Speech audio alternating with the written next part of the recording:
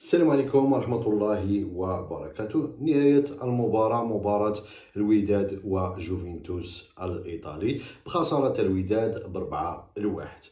إذا بعد ما الوداد شبه أو تقصرت من المنافسة، غنهضروا على الحصيلة وعلى هاد جوج ماتشات.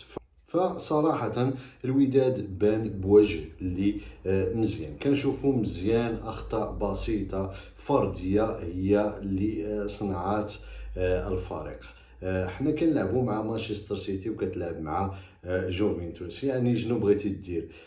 يعني على الورق قبل ما تلعب الماتش الاول والماتش الثاني، انت عارف بان الفوارق كبيره جدا بين الفريقين. فالوداد لعب بشكل جيد في المباراتين، ولكن اخطاء بدائيه من الدفاع خصوصا ومن بوطويل خصوصا جعلت ان النتيجه تكون كيف ما شفتوها. فصراحه وقعوا اخطاء قبل ما نلعبوا هذه المنافسه، كان خاصنا نوجدوا لها من قبل، سواء بانتداب اللاعبين يعني مبكرا، ثم جاء حتى الماتش الثاني في الشوط الثاني من المباراة الثانية، ولاعبين آخرين اللي صراحة فيهم لاعبين اللي مزيانين، ولكن عامل الانسجام وعامل الفوارق البدنية والتقنية وبزاف الحوايج.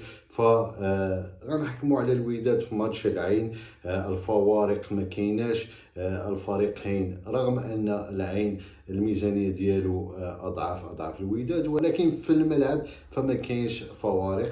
هذا هو الماتش اللي غتقيس به الوداد، ولكن انك تقيس على هاد الماتشات ديال مانشستر سيتي وجوفنتوس، القرعه لم تكن رحيمه صراحه. فارض لك للوداد والله يسامح بوطويل.